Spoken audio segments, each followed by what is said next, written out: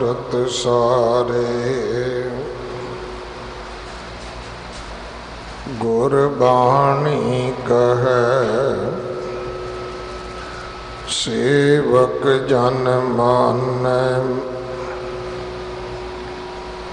पर तख गुरु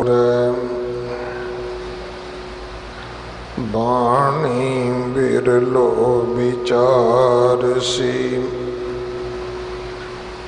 जे को गुरमुख होए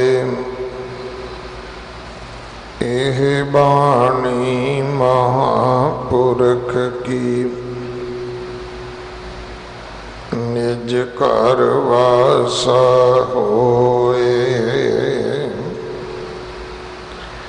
बिलावल महला पंजवा,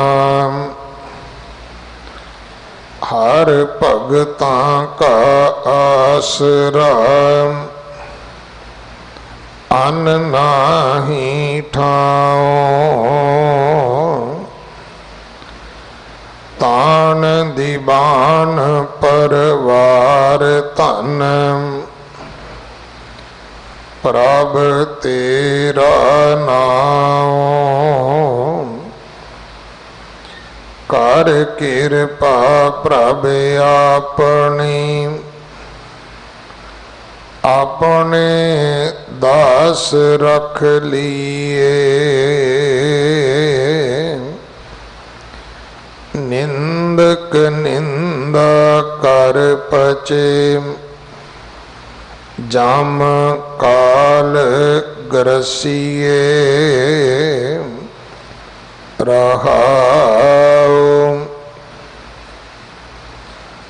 संता एक त्यावना, दूसर को नाहे। एक आगे बेनती, रविया श्रब थाए। कथा पुरातन इयों सुनी, भगतन की बानी। सगल दुष्ट खंड खंड किए, जन लिए मानी। सत बचन नानक कहे, परगट सब माहे। प्रभ के सेवक शरण प्रभ, तिन को पौ नाहे। सत बचन नानक कहे, परगट सब माहे। प्रभ के सेवक शरण प्रभ, तिन को पौ नाहे। वाहिगुरु जी का खालसा, वाहिगुरु जी की फतेह। इस पावन शब्द दी विचार सिंह साहिब ਗਿਆਨੀ ਮੱਲ ਸਿੰਘ ਜੀ, ਜਥੇਦਾਰ ਤਖਤ ਸ੍ਰੀ ਕੇਸਗੜ੍ਹ ਸਾਹਿਬ, ਆਨੰਦਪੁਰ ਸਾਹਿਬ, ਆਪ ਜੀ ਨੂੰ ਸਰਵਣ ਕਰਵਾਉਣਗੇ। ਬੜੇ ਸਮੇਂ ਬਾਅਦ ਸਤਿਗੁਰੂ ਜੀ ਨੇ ਕਿਰਪਾ ਕੀਤੀ, ਸਿੰਘ ਸਾਹਿਬ ਸਾਡੇ ਪਾਸ ਹਾਜ਼ਰੀ ਭਰਨ ਵਾਸਤੇ ਆਏ ਨੇ। ਮੈਂ ਸੰਗਤ ਵੱਲੋਂ, ਸਟਾਫ ਵੱਲੋਂ ਜੀ ਆਇਆਂ ਕਹਿਣਾ। ਅੱਜ ਜਾਹਰ ਪੀਰ ਜਗਤ ਗੁਰੂ ਕੱਲ ਤਾਰਨ ਆਏ ਗੁਰੂ ਨਾਨਕ ਦੇਵ ਪਾਤਸ਼ਾਹ ਮਹਾਰਾਜ ਜੀ ਦਾ ਜੋਤੀ ਜੋਤ ਸਮਾਉਣ ਦਾ ਗੁਰਪੁਰਬ ਹੈ, ਜੋ ਅਸੀਂ ਬੜੀ ਸ਼ਰਧਾ ਬੜੇ ਸਤਿਕਾਰ ਦੇ ਨਾਲ ਗੁਰਦੁਆਰਾ ਨਾਨਕ ਪਿਓ ਸਾਹਿਬ ਮਨਾ ਰਹੇ ਹਾਂ। ਸੋ ਸਾਰੀਆਂ ਸੰਗਤਾਂ ਨੂੰ ਬੇਨਤੀ ਹੈ ਕਿ ਜਿੱਥੇ ਆਪ ਜੀ ਇਸ ਸਥਾਨ ਤੇ ਹਾਜ਼ਰੀਆਂ ਭਰ ਰਹੇ ਹੋ, ਉੱਥੇ ਵਿਸ਼ੇਸ਼ ਕਰਕੇ ਗੁਰਦੁਆਰਾ ਨਾਨਕ ਪਿਆਓ ਸਾਹਿਬ ਹਾਜ਼ਰੀਆਂ ਭਰ ਕੇ ਸੇਵਾ ਕਰਕੇ ਗੁਰੂ ਦੀਆਂ ਬਖਸ਼ਿਸ਼ਾਂ ਪ੍ਰਾਪਤ ਕਰਨੀਆਂ ਜੀ।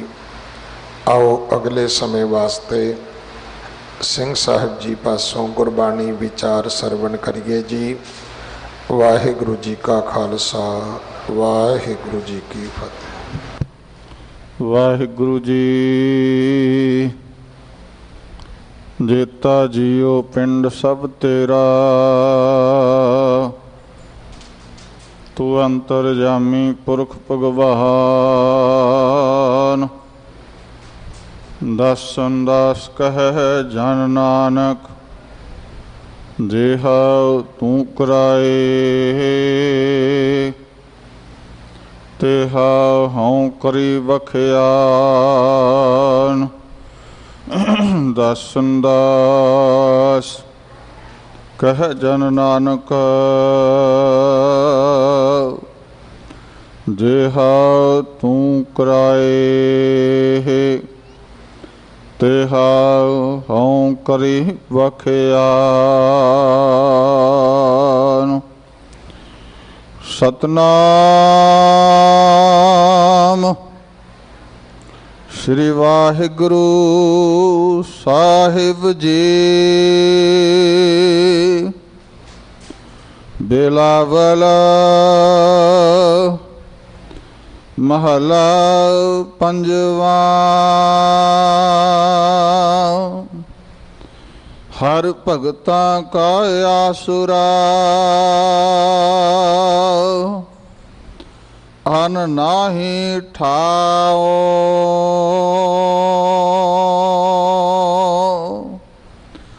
ਤਾਨ ਦੀਵਾਨ ਪਰਵਾਰ ਧਨ, ਪ੍ਰਭ ਤੇਰਾ ਨਾਉ।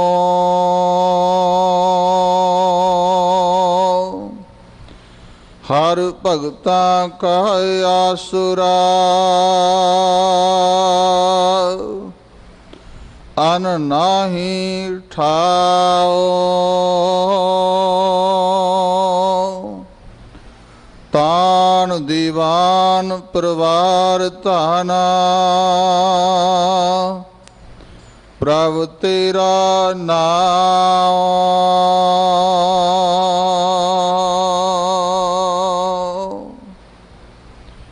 ਸਨਮਾਨਯੋਗ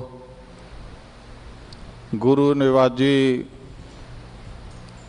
ਗੁਰੂ ਸਵਾਰੀ, ਗੁਰੂ ਰੂਪ ਖਾਲਸਾ ਸਤ ਸੰਗਤ ਜੀ, ਆਓ ਸਾਰੇ ਇੱਕ ਵਾਰ ਰਸਨਾ ਨੂੰ ਕਰੋ ਪਵਿੱਤਰ। ਗੁਰੂ ਬਖਸ਼ੀ ਗੁਰੂ ਫਤਿਹ ਦੀ ਸਾਂਝ ਪਾਓ। ਜਿੱਥੇ ਜਿੱਥੇ ਦੇਸ਼ ਵਿਦੇਸ਼ ਵਿੱਚ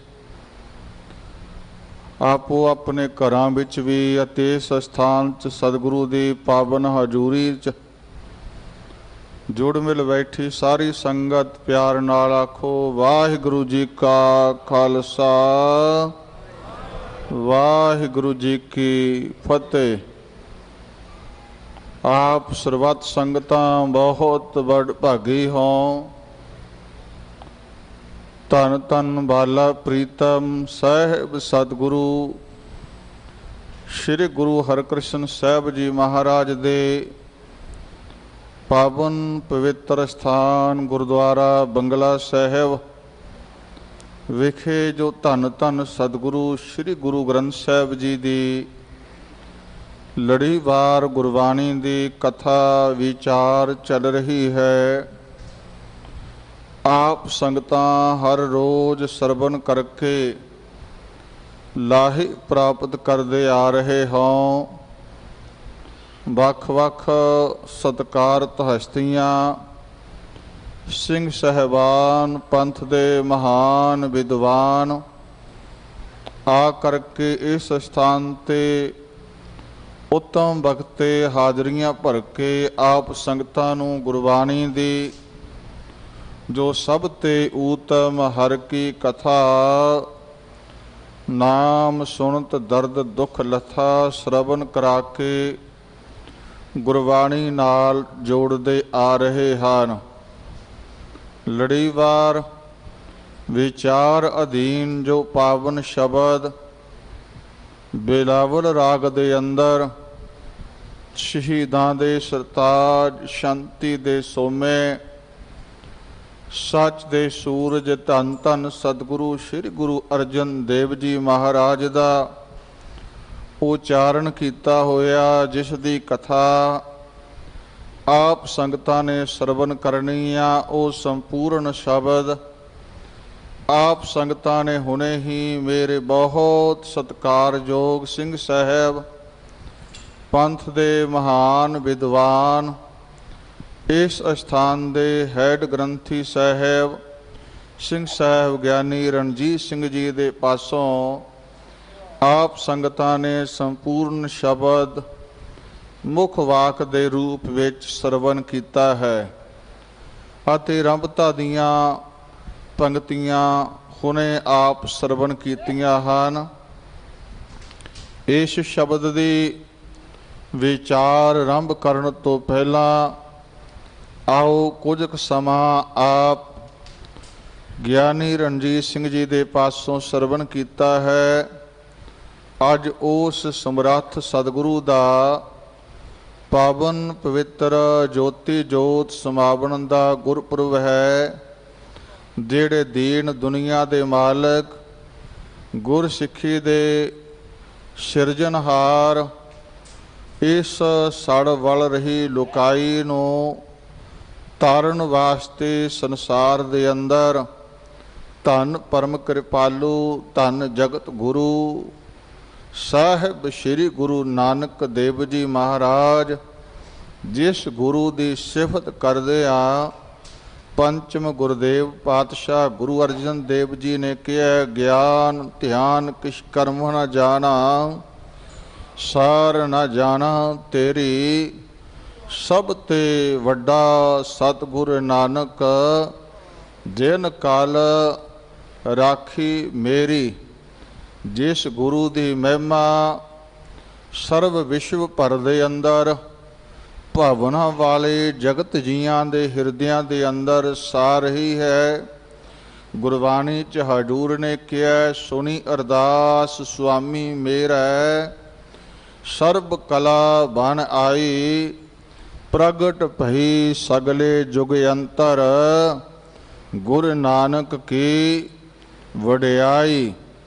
इस जगत जियां नूं तारन लई आप अकाल पुरख वाहिगुरु धन गुरु नानक रूप हो करके 1469 दे अंदर सतगुरु पातशाह गुरु नानक स्वरूप हो के राय भोए दी तलवंडी विखे, जिसनूं अज असी ननकाना साहिब दे नाम नाल सत्कार नाल याद करदे आ। उत्थे पिता बाबा कल्याण चंद जी, माता तृप्ता जी, जिन्हों पिता जी नूं महता बाबा कालू जी करके भी जानिया जाता है, उन्हों दे घर मेरे सतगुरु संसार नूं तारन लई प्रगट होए। आप धुरों गुरु स्वरूप हो के प्रगट होए। जिथे राय भोए दी तलवंडी दे अंदर भी बालक अवस्था च बाल चोज करदियां जगत जिया नूं तारिया है, क्योंकि कवि संतोख सिंह जी ने लिखिया है, नानक आनन भणे कहानी, भगत विराग विखै जो सानी।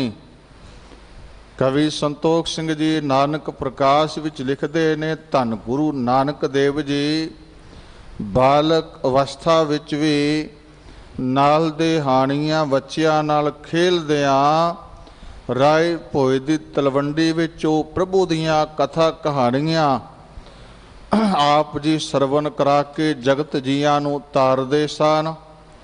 पिता जी दी प्रसन्नता प्राप्त करन लई फिर हजूर सुल्तानपुर दी धरती ते भैन बेबे ਨਾਨਕੀ ਜੀ ਦੇ ਨਾਲ ਉੱਥੇ ਆ ਕੇ ਸਾਨੂੰ ਧਰਮ ਦੀ ਕਿਰਤ ਕਰਨ ਦੀ ਜਾਚ ਸਿਖਾਲਣ ਵਾਸਤੇ ਲਾਏ। ਚਿੱਤ ਕਰ ਚਾਕਰੀ ਮਨ ਨਾਮ ਕਰ ਕੰਮ, ਇਹ ਕੁਝ ਸਿਖਾਲਣ ਵਾਸਤੇ ਮੇਰੇ ਸਮਰੱਥ ਗੁਰੂ ਨਾਨਕ ਦੇਵ ਜੀ ਨੇ ਮੋਦੀ ਖਾਨਾ ਸੁਲਤਾਨਪੁਰ ਵਿੱਚ ਆ ਕੇ ਕੀਤਾ ਹੈ।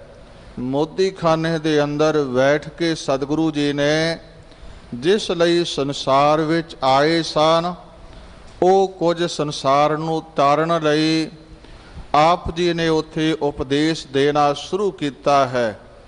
ਮੈਂ ਬੇਨਤੀ ਕਰ ਦੇਵਾਂ ਗੁਰੂ ਸੰਗਤ ਜੀ, ਗੁਰੂ ਨਾਨਕ ਸਰਗੁਣ ਸਰੂਪ ਵਿੱਚ 10 ਸਰੂਪ ਧਾਰਨ ਕੀਤੇ ਨੇ। 10 ਸਰੂਪਾਂ ਦੇ ਅੰਦਰ ਉਹੀ ਗੁਰੂ ਨਾਨਕ ਦੀ ਜੋਤ ਓਹਾ ਜੁਗਤ ਸਾਏ ਸਹਿ ਕਾਇਆ ਫੇਰ ਪਲਟੀਐ। ਜਿਹੜਾ 10ਵੇਂ ਜਾਮੇ 'ਚ ਉਪਦੇਸ਼ ਦਿੱਤਾ ਉਹੀ ਪਹਿਲੇ ਸਰੂਪ 'ਚ ਸ਼ੁਰੂ ਕੀਤਾ ਹੈ ਸੁਲਤਾਨਪੁਰ ਦੀ ਧਰਤੀ ਤੋਂ। ਕਿਉਂਕਿ ਸੰਸਾਰ ਕੋ ਲੁਕਾਈ ਵਹਿਮਾਂ ਭਰਮਾਂ ਪਖੰਡਾਂ ਦੇ ਅੰਦਰ ਘਿਰੀ ਹੋਈ ਸੀ। ਸੰਸਾਰ ਦੇ ਅੰਦਰ ਬੜਾ ਪਖੰਡ ਦਾ ਬੋਲਵਾਲਾ ਸੀ। ਸੰਸਾਰਕ ਜੀਵ ਜੜ ਚੀਜ਼ਾਂ ਦੀ ਪੂਜਾ ਪ੍ਰਤਿਸ਼ਠਾ ਵਿੱਚ ਸੰਸਾਰ ਉਲਝਿਆ ਪਿਆ ਸੀ। ਧੰਨ ਗੁਰੂ ਨਾਨਕ ਸੰਸਾਰ ਨੂੰ ਉਸ ਨਿਰੰਕਾਰ ਅਕਾਲ ਪੁਰਖ ਵਾਹਿਗੁਰੂ ਨਾਲ ਜੋੜਨ ਵਾਸਤੇ ਆਏ ਸਨ। ਆਪ ਨੇ ਉੱਥੇ ਹੀ ਇਹ ਬਖਸ਼ਿਸ਼ ਕਰਨੀ ਸ਼ੁਰੂ ਕਰ ਦਿੱਤੀ, ਜਿਸ ਦਾ ਜ਼ਿਕਰ ਗਿਆਨੀ ਗਿਆਨ ਸਿੰਘ ਜੀ ਨੇ ਸ਼੍ਰੀ ਗੁਰੂ ਪੰਥ ਪ੍ਰਕਾਸ਼ ਵਿੱਚ ਇਸ ਤਰ੍ਹਾਂ ਕੀਤਾ ਹੈ। ਹਿੰਦੂ ਚਾਰੋਂ ਵਰਨ ਕੇ ਔਰ ਤੁਰਕ ਚੰਡਾਲ ਹੋਵਤ ਗੁਰ ਕੇ ਸਿੱਖ ਸਭ ਨਿਤ ਪ੍ਰਤ ਆਏ ਵਿਸਾਲ। ਨਾਮ ਰਰੋ ਭਗਤੀ ਕਰੋ ਬ੍ਰਹਮ ਅਪਾਸੋ ਏਕ, ਜੈ ਸਤਿਗੁਰ ਉਪਦੇਸ਼ ਦੇ ਪ੍ਰਚਾਰਿਓ ਮਤ ਨੇਕ। ਪੂਜਨ ਮੜੀ ਮਸਾਨ ਸਭ ਔਰ ਪਖੰਡਨ ਕੇਰ, ਤਬ ਸਭ ਦਇ ਹਟਾਏ ਗੁਰ ਧਰਮ ਬੜਿਓ ਜੋ ਫੇਰ। ਪਾਹਨ ਮੂਰਤ ਭੈਰਵ ਮੀਰਾ ਗੋਰ ਮੜੀ ਮਟ ਪੀਰ ਫਕੀਰਾ। ਕੂਰੇ ਜੇ ਪੂਰੇ ਦਿਖ ਰਾਏ, ਮੰਨਣ ਤੇ ਸਭ ਲੋਗ ਹਟਾਏ। ਇਹ ਧੰਨ ਗੁਰੂ ਨਾਨਕ ਦੇਵ ਜੀ ਨੇ ਸੁਲਤਾਨਪੁਰ ਦੀ ਧਰਤੀ ਤੋਂ ਹੀ ਉਪਦੇਸ਼ ਦੇਣਾ ਸ਼ੁਰੂ ਕਰ ਦਿੱਤਾ ਸੀ। ਸੌਖਿਆਂ ਹੀ ਅਰਥ ਆਪ ਸੰਗਤਾਂ ਦੇ ਸਮਝ ਪਏ ਹੋਣਗੇ, ਕਿਉਂਕਿ ਸਮਾਂ ਸੀਮਤ ਹੈ। ਗੁਰੂ ਨਾਨਕ ਦੀ ਕਥਾ, ਗੁਰੂ ਨਾਨਕ ਦਾ ਇਤਿਹਾਸ ਮਹਾਨ ਵਿਸ਼ਾਲ ਹੈ। ਮੈਂ ਸੰਖੇਪ ਰੂਪ ਵਿੱਚ ਹੀ ਬੇਨਤੀ ਕਰਨੀ ਆ, ਸ਼ਬਦ ਦੀ ਵਿਚਾਰ ਵੀ ਆਪਾਂ ਨੇ ਸਰਵਨ ਕਰਨੀ ਆ। ਗੁਰੂ ਪਿਆਰਿਓ, ਮੈਂ ਆਰੰਭ 'ਚ ਬੇਨਤੀ ਕੀਤੀ ਆ, ਜੋ 10ਵੇਂ ਜਾਮੇ 'ਚ ਜਾਗਤ ਜੋਤ ਜਪੈ ਨਿਸਵਾਸਰ, ਏਕ ਬਿਨਾ ਮਨ ਨੈਕ ਨ ਆਨੈ, ਪੂਰਨ ਪ੍ਰੇਮ ਪ੍ਰਤੀਤ ਸਜੈ, ਬ੍ਰਤ ਗੋਰ ਮੜੀ ਮਟ ਭੂਲ ਨ ਮਾਨੈ, ਤੀਰਥ ਦਾਨ ਦਇਆ ਤਪ ਸੰਜਮ, ਏਕ ਬਿਨਾ ਨ ਏਕ ਪਛਾਨੈ, ਪੂਰਨ ਜੋਤ ਜਗੈ ਘਟ ਮੈਂ, ਤਬ ਖਾਲਸ ਤਾਹੇ ਨਿਖਾਲਸ ਜਾਣੈ। ਇਹ ਉਪਦੇਸ਼ ਪਹਿਲੇ ਸਰੂਪ ਤੋਂ ਹੀ ਧੰਨ ਗੁਰੂ ਨਾਨਕ ਨੇ ਸ਼ੁਰੂ ਕਰ ਦਿੱਤਾ ਸੀ। ਹਜ਼ੂਰ ਨੇ ਫਿਰ ਸੋਧਨ ਚੜਿਆ ਧਰਤ ਲੁਕਾਈ। ਗੁਰੂ ਨਾਨਕ ਸੁਲਤਾਨਪੁਰ ਦੀ ਧਰਤੀ ਤੋਂ 4 ਉਦਾਸੀਆਂ ਸਤਿਗੁਰੂ ਨੇ ਲਗਾ ਕੇ ਇਸ ਜਗਤ ਜੀਆਂ ਨੂੰ ਤਾਰਨਾ ਕੀਤਾ। ਗੁਰੂ ਸੰਗਤ ਜੀ, ਜਿੱਥੇ ਮੇਰੇ ਸਮਰੱਥ ਗੁਰੂ ਨਾਨਕ ਗਏ ਹਨ, ਸਭ ਗੁਰੂ ਨਾਨਕ ਦੇ ਚਰਨਾਂ ਤੇ ਝੁਕੀ ਆ ਲੁਕਾਈ। ਉਸ ਮੌਕੇ ਦੇ ਵੱਡੇ ਵੱਡੇ ਪੀਰ ਫਕੀਰ, ਔਲੀਏ, ਅਵਤਾਰ, ਪੈਗੰਬਰ, ਕਰਾਮਾਤਾਂ ਦੇ ਧਾਰਨ ਵਾਲੇ ਵੱਡੇ ਵੱਡੇ ਸਿੱਧ ਲੋਕ ਗੁਰੂ ਨਾਨਕ ਦੇ ਅੱਗੇ ਝੁਕੇ ਹਨ। ਭਾਈ ਸਾਹਿਬ ਭਾਈ ਗੁਰਦਾਸ ਜੀ ਦੇ ਪਾਵਨ ਵਚਨ ਹਨ। ਬਾਬੇ ਕੀਤੀ ਸਿੱਧ ਗੋਸ਼ਟ, ਸ਼ਬਦ ਸਾਤ ਸਿੱਧਾਂ ਵਿੱਚ ਆਏ, ਜਿਨ ਮੇਲਾ ਸ਼ਿਵਰਾਤ ਦਾ ਖਟ ਦਰਸ਼ਨ ਆਦੇਸ਼ ਕਰਾਏ। ਸਿੱਧ ਬੋਲਨ ਸ਼ੁਭ ਵਚਨ, ਧੰਨ ਨਾਨਕ ਤੇਰੀ ਵੱਡੀ ਕਮਾਈ। ਗੁਰੂ ਪਿਆਰਿਓ, ਕਿਸੇ ਪੀਰ ਪੈਗੰਬਰ ਔਲਗੇ ਅਵਤਾਰ ਨੂੰ ਦੂਸਰਿਆਂ ਨੇ ਨਹੀਂ ਕਿਹਾ ਵੀ ਤੇਰੀ ਵੱਡੀ ਕਮਾਈ ਹੈ। ਇਹ ਧੰਨ ਗੁਰੂ ਨਾਨਕ ਦੇਵ ਜੀ ਮਹਾਰਾਜ ਨੂੰ ਹੀ ਕਹਿਣਾ ਬਣਾਉਂਦਾ ਹੈ। ਸਿੱਧ ਬੋਲਣ ਸ਼ੁਭ ਬਚਨ ਧੰਨ ਨਾਨਕ ਤੇਰੀ ਵੱਡੀ ਕਮਾਈ। ਐਵੇਂ ਨਹੀਂ ਗੁਰੂ ਪੰਚਮ ਗੁਰਦੇਵ ਨੇ ਕਿਹਾ ਸਭ ਤੇ ਵੱਡਾ ਸਤਿਗੁਰੂ ਨਾਨਕ। ਸਿੱਧਾ ਨੇ ਵੀ ਕਹਿ ਦਿੱਤਾ ਵੱਡਾ ਪੁਰਖ ਪ੍ਰਗਟਿਆ ਕਲਯੁਗ ਅੰਦਰ ਜੋਤ ਜਗਾਈ। ਧੰਨ ਗੁਰੂ ਨਾਨਕ ਦੇਵ ਜੀ ਮਹਾਰਾਜ ਉਹ ਅਕਾਲ ਪੁਰਖ ਵਾਹਿਗੁਰੂ ਸਰੂਪ ਹੋ ਕਰਕੇ ਸੰਸਾਰ ਦੇ ਅੰਦਰ ਗੁਰੂ ਪਿਆਰਿਓ ਪ੍ਰਗਟ ਹੋਏ ਹਨ। ਜਗਤ ਜੀਆਂ ਨੂੰ ਧੰਨ ਗੁਰੂ ਨਾਨਕ ਦੇਵ ਜੀ ਮਹਾਰਾਜ ਨੇ 4 ਉਦਾਸੀਆਂ ਲਗਾ ਕੇ ਤਾਰਨਾ ਕੀਤਾ ਹੈ। ਭਾਈ ਗੁਰਦਾਸ ਜੀ ਅਗਲੀਆਂ ਪੰਕਤੀਆਂ ਵਿੱਚ ਇਸੇ ਪੌੜੀ 'ਚ ਜ਼ਿਕਰ ਕਰਦੇ ਨੇ, ਮੇਲਿਓਂ ਬਾਬਾ ਉੱਠਿਆ ਮੁਲਤਾਨੇ ਦੀ ਜ਼ਿਆਰਤ ਜਾਏ, ਅੱਗੋਂ ਪੀਰ ਮੁਲਤਾਨ ਦੇ ਦੁੱਧ ਕਟੋਰਾ ਭਰ ਲੈ ਆਏ। ਮੈਂ ਸੰਖੇਪ ਜੀ ਬੇਨਤੀ ਕਰ ਦੇਵਾਂ ਕਿਸ ਮੇਲੇ ਤੋਂ ਉੱਠੇ ਨੇ। ਜਿਹੜਾ ਆਰੰਭ 'ਚ ਜ਼ਿਕਰ ਆਇਆ ਹੈ ਨਾ, ਜਿਨ ਮੇਲਾ ਸ਼ਿਵਰਾਤ ਦਾ ਖਟ ਦਰਸ਼ਨ ਆਦੇਸ਼ ਕਰਾਏ। ਗੁਰੂ ਨਾਨਕ ਸ਼ਿਵਰਾਤਰੀ ਦਾ ਮੇਲਾ ਸੀ। ਅਚਲ ਬਟਾਲੇ ਦੀ ਧਰਤੀ ਤੇ ਜਿੱਥੇ ਬੜੇ ਲੋਕ ਇਕੱਠੇ ਹੋਏ ਸਨ, ਜਿੱਥੇ ਸਿੱਧ ਲੋਕ ਵੀ ਬੜੇ ਇਕੱਠੇ ਸਨ, ਉੱਥੋਂ ਦਾ ਬੜਾ ਲੰਬੇਰਾ ਇਤਿਹਾਸ ਹੈ। ਪਰ ਧੰਨ ਗੁਰੂ ਨਾਨਕ ਆਪ ਘਰਵਾਰੀ ਹੋਏ ਵਰਤਿਆ, ਘਰਵਾਰੀ ਸਿੱਖ ਪੈਰੀ ਪਾਇਆ। ਗੁਰੂ ਪਿਆਰਿਓ ਉਸ ਮੌਕੇ ਦੇ ਵੱਡੇ ਵੱਡੇ ਹੰਕਾਰੀ ਕਰਾਮਾਤੀ ਲੋਕ ਗ੍ਰਸਤ ਧਰਮ ਨੂੰ ਬੜਾ ਮਾੜਾ ਕਹਿੰਦੇ ਸਨ। ਪਰ ਮੇਰੇ ਗੁਰੂ ਨਾਨਕ ਦੇ ਨਾਲ ਜਦੋਂ ਉੱਥੇ ਚਰਚਾ ਕੀਤੀ ਆ, ਭਾਈ ਗੁਰਦਾਸ ਜੀ ਕਹਿੰਦੇ ਹਨ, ਖਾਦੀ ਖੁਨਸ ਜੁਗੀਸਰਾ ਗੋਸ਼ਟ ਕਰਨ ਸਭੇ ਉਠਾਏ, ਪੁੱਛੇ ਜੋਗੀ ਭੰਗਰਨਾਥ ਤੋਹੇ ਦੁੱਧ ਵਿੱਚ ਕਿਉਂ ਕਾਂਜੀ ਪਾਈ। ਫਿੱਟਿਆ ਚਾਟਾ ਦੁੱਧ ਦਾ ਰਿੜਕਿਆ ਮੱਖਣ ਹੱਥ ਨਾ ਆਏ, ਭੇਖ ਉਤਾਰ ਉਦਾਸ ਦਾ ਮਤ ਕਿਉਂ ਸੰਸਾਰੀ ਰੀਤ ਚਲਾਈ, ਮਤ ਕਿਉਂ ਸੰਸਾਰੀ ਰੀਤ ਚਲਾਈ। ਪਰ ਮੇਰੇ ਪਾਤਸ਼ਾਹ ਕਹਿਣ ਲੱਗੇ, ਨਾਨਕ ਆਖੇ ਭੰਗਰਨਾਥ ਤੇਰੀ ਮਾਓ ਕੁਚੱਜੀ ਆਹੀ, ਭਾਂਡਾ ਧੋਏ ਨਾ ਜਾਤਿਓਨ ਭਾਏ ਕੁਚੱਜੇ ਫੁੱਲ ਸੜਾਏ। ਹੋਏ ਅਤੀਤ ਗ੍ਰਸਤ ਛੱਡ ਫਿਰ ਉਹਨੂੰ ਕੇ ਘਰ ਮੰਗਣ ਜਾਏ, ਬਿਨ ਦਿੱਤੇ ਕਿਸ ਹੱਥ ਨਾ ਆਏ।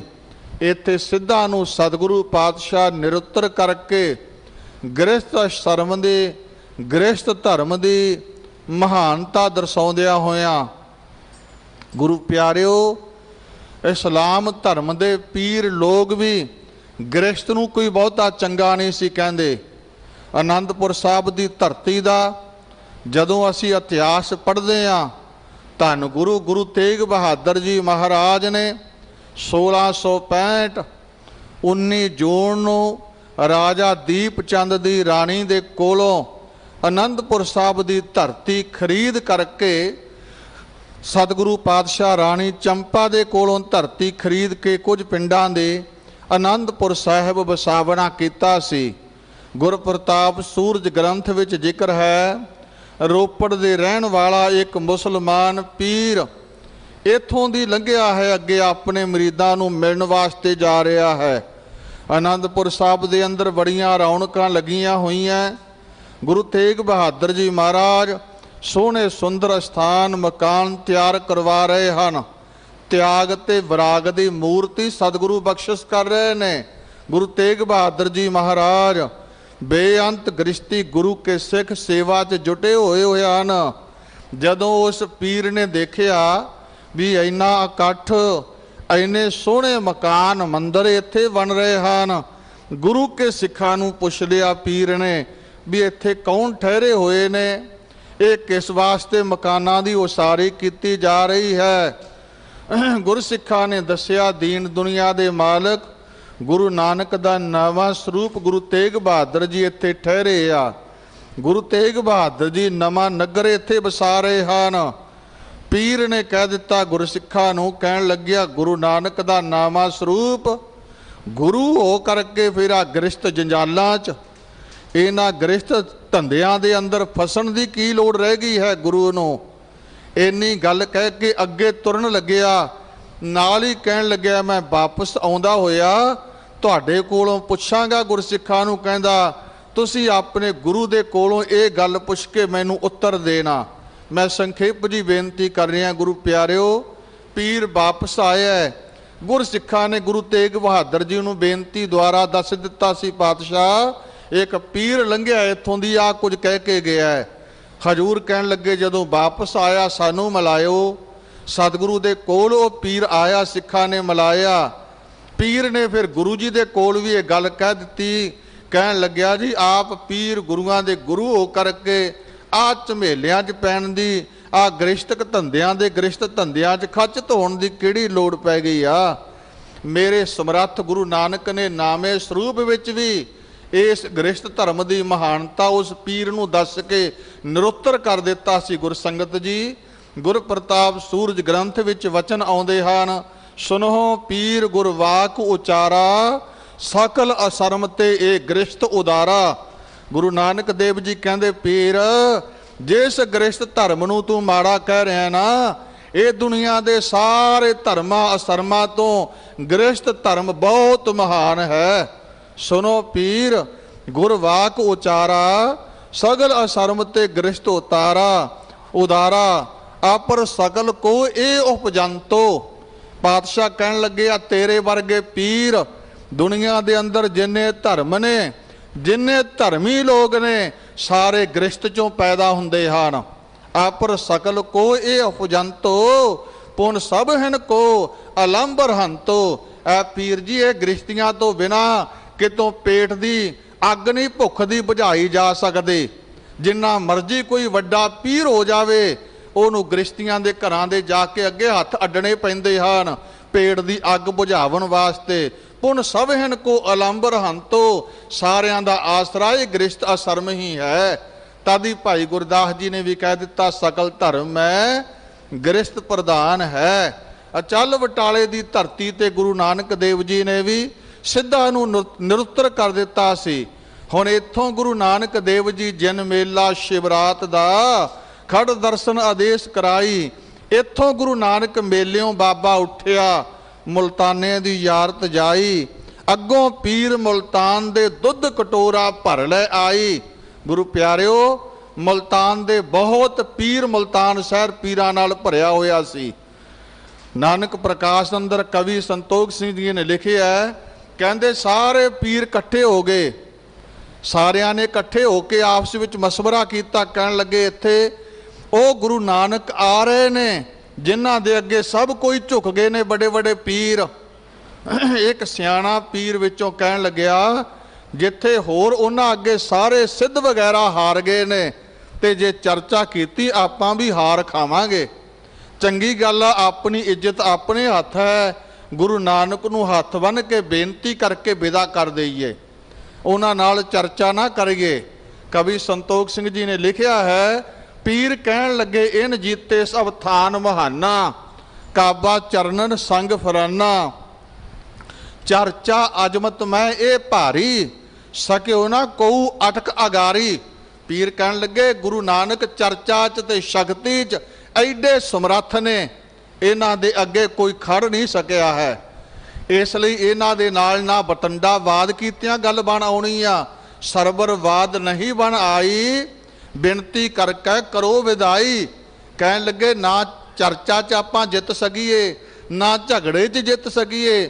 ਚੰਗੀ ਗੱਲ ਇਹ ਹੈ, ਆਪਾਂ ਇਹਨਾਂ ਨੂੰ ਬੇਨਤੀ ਕਰਕੇ ਇੱਥੋਂ ਵਿਦਾ ਕਰ ਦਈਏ। ਆਖਰ ਇਹ ਸਲਾਹ ਸਾਰਿਆਂ ਨੇ ਕਰ ਲਈ। ਫਿਰ ਵਿੱਚੋਂ ਸਿਆਣੇ ਕਹਿਣ ਲੱਗੇ, ਆਪਾਂ ਕਰਾਮਾਤ ਦੀ ਗੱਲ ਕਿਵੇਂ ਜਾਣ ਸਕਾਂਗੇ ਵੀ ਉਹ ਸਮਰੱਥ ਨੇ, ਉਹ ਅੰਤਰਜਾਮੀ ਨੇ, ਉਹ ਸਭ ਕੁਝ ਜਾਣਨਹਾਰ ਨੇ, ਕਿਵੇਂ ਜਾਣਾਂਗੇ। ਅੱਗੋਂ ਕਹਿਣ ਲੱਗੇ, ਆਪਾਂ ਕਹਿੰਦੇ ਦੁੱਧ ਦਾ ਕਟੋਰਾ ਭਰ ਕੇ ਉਹਨਾਂ ਦੇ ਅੱਗੇ ਪੇਸ਼ ਕਰ ਦਿੰਦੇ ਆ। ਇਹ ਕਹਿਣਾ ਮੁੱਖੋਂ ਨਹੀਂ ਕਹਿਣ ਦੀ ਲੋੜ ਪਵੇਗੀ, ਜੇ ਉਹ ਸਮਰੱਥ ਹੋਣਗੇ, ਅੰਤਰਜਾਮੀ ਹੋਣਗੇ। ਆਪਣਾ ਭਾਵ ਦਿਲ ਦਾ ਇਹ ਹੋਵੇਗਾ ਵੀ ਜਿਵੇਂ ਕਟੋਰਾ ਦੁੱਧ ਦਾ ਭਰਿਆ ਨਾ, ਇਹ ਮੁਲਤਾਨ ਸ਼ਹਿਰ ਵੀ ਪੀਰਾਂ ਨਾਲ ਭਰਿਆ ਜੀ, ਤੁਹਾਡੇ ਲਈ ਇੱਥੇ ਕੋਈ ਥਾਂ ਨਹੀਂ ਹੈ। ਅਗਲੀਆਂ ਪੰਕਤੀਆਂ ਕਵੀ ਸੰਤੋਖ ਸਿੰਘ ਜੀ ਨੇ ਲਿਖੀਆਂ ਹਨ। ਕਹਿੰਦੇ, ਸਰਬਰਬਾਦ ਨਹੀਂ ਬਣ ਆਈ।